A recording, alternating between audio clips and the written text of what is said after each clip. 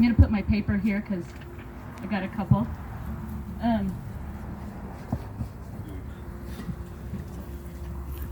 Ruth Elaine Burgoyne, born December 22nd, 1948 to September 21st, 2019. She was born in Oarkey, Oklahoma. She was the second child born to Ruth and Ray Powell.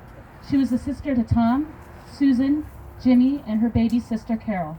She was married and devoted to her loving husband Michael Burgoyne. She was the most loving and caring mother to me and my brother Scott. She treated her daughter-in-law Seola and her son-in-law Louis like her own. Her greatest joy ever was being a grandma to Haley and Landon. Her greatest new joy was meeting her great-grandson Beckham, and was able to meet him this past June. She is survived by her. Sorry, I'm shaking. She is survived by her husband, her children, her grandchildren, her siblings, many cousins, aunts, uncles, nieces, nephews, and friends who have become family. She grew up in San Bernardino. As a teenager, moved to Ogden, Utah. She did not stay long in Utah because she longed to be back in California. She moved back to California to raise her children. She had many different jobs. She worked in a convalescent hospital for many years when me and my brother were children, and she was a school bus driver. In 1986, she was asked to drive a bus for the LA Olympics. Every day she got to dress in the official Olympic uniform and drive athletes all over the world on her bus. She was even given pins by many of the athletes. Her most favorite job was a charter bus driver for H&L Charter, where the Fickett family welcomed her as the first female bus driver. She worked for H&L Charter from 1988 to 2007, where in 2000 she won the award for the California Bus Association for the most outstanding driver of the year. As Haley will tell you, she would remind all of us when we drove bad that she could be a backseat driver because she was the driver of the year. She loved driving her bus, hosting many regular groups, and her favorite trips were to go in Vegas and in Laughlin so she could get a little bit of gambling. For those of you who didn't know, my mom was a crazy good gambler. It didn't matter which machine she touched, it always turned to gold. It didn't matter which blackjack table she sat at, if she pulled up the chair, she more than likely had 21. She had many hobbies that included bowling, golf, tennis, kicking back at home, playing cards with her family, and going on cruises. Perhaps her most favorite hobby were her grandkids and watching Landon play baseball. When I met my husband in 2003, she was lucky enough to gain an instant granddaughter. Haley and my mom formed an instant bond. Grandma would take her to school and always warm up the car before she got to her house so Haley wouldn't be cold. She often took her for donuts on the way to school, and on weekends they would make their trip to Dairy Queen to get Peanut the dog and her an ice cream cone. 1 week before my wedding in 2004, my mom was diagnosed with Parkinson's. It was a devastating blow that she didn't take lightly, but she knew she wouldn't give up without a fight. A little over a year later, my son Landon was born. I think she waited for that boy for her whole life. It was her instant new best friend. The bond of those two could never be broken, and truth be told, I'm pretty sure he loves her more than anybody in this world.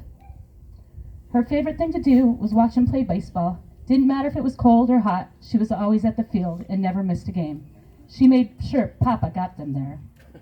15 years ago, almost exactly, how long my mom has been battling Parkinson's. Some of the years good, and some of the years bad. No matter what, she always fought. In 2008, she was diagnosed with achalasia, a rare esophagus disease. Just before she was diagnosed, we were told that it didn't look good. It was my son's second birthday, and me and my husband and brother and Seola spent it with Landon at a restaurant. We were told that things didn't look good and not sure she would make it. I remember praying to God, please God, just let my son know his grandma. We were lucky enough to give him more time, and those two have been best friends ever since. I'm almost done, I promise. The last 5 years have been a battle. Many visits in and out of the hospital. She hated the hospital and never wanted to go, but she did for us. She fought many battles, many surgeries, and survived many falls. My mom is the strongest person I have ever known, even in the weakest of moments. There's a few people I would like to thank. If I leave you out, please don't take it personal because I know many of you have been there for her and are much appreciated. I would first like to thank my Aunt Judy for always loving, caring, and checking on my mom. I would like to thank my Aunt Carol, who is the best baby sister to my mom. They would talk for hours every day. My aunt made many trips from Oregon to help take care of my mom. when my dad couldn't. If my mom needed anything and my aunt was in Oregon, it was sent to her the very next day. My mom and Aunt Carol are not only sisters, but they were best friends. I would also like to thank my Aunt Sue Rugg, who has been there for many years for my mom. She has come over and taken care of my mom in her darkest needs. She's prayed with her, loved her, and been a true friend.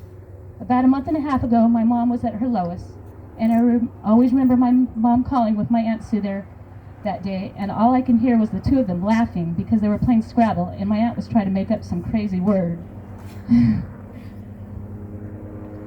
My mom called to see if I could look it up and see if it was a real word. My mom didn't like to lose, even if it was a game of Scrabble. I told her on the phone, "Mom, Aunt Sue's there playing a game with you. Let her have the word." I'd like to thank my Aunt Sue again for praying with her in her final days and making sure she was okay. Most importantly, I'd like to thank my dad for loving my mom for so many years. He is the true testament of what a husband is. He has been there in richer and poorer, in health and sickness. He's the strongest man I know and loved her till her last breath. He spent the last 3 years as her caretaker 100% through every pill, every surgery, every fall. He loved her no matter what. It wasn't always easy because she wasn't the most easy patient. My mom was a smart lady, and she knew her time was coming to an end quicker than she wanted. In that time, she made sure she did some things she wanted to do. Most recently, she took a trip to Vegas with my dad and Landon. At first, we were on the fence about letting Landon go on vacation because it was so much work for my dad to take care of my mom and son. My husband, Louis, thought it was a good idea to let Landon go. He said it was time for him to go make memories with his grandma. Oh boy, did they make memories. He had the greatest trip with his grandma and all his cousins.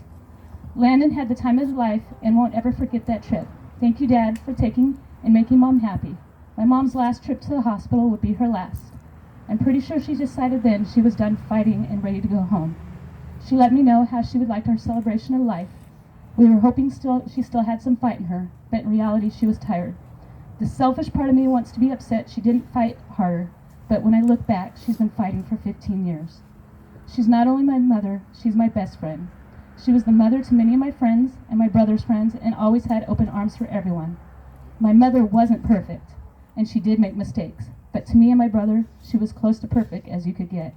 If I forgot to tell you, each one of you are important, and she loved all of you. When we put my mom on hospice, I was told by everyone to make peace with her. The problem with that is there was never no peace to make. My mother and myself never ever really had an argument.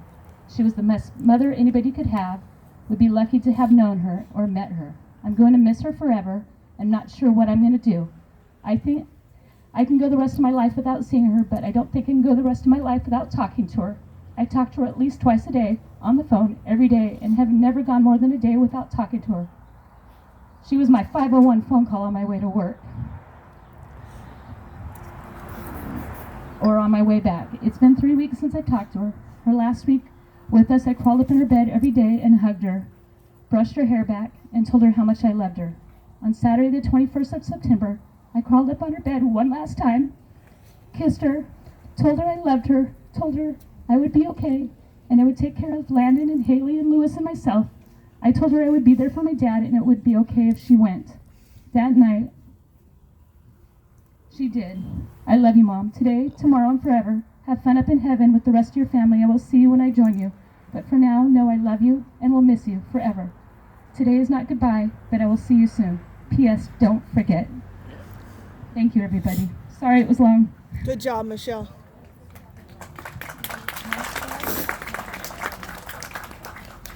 Okay, sorry. One more. I guess my Aunt Carol, who couldn't be here, called my Aunt Sue, or they talked and had something.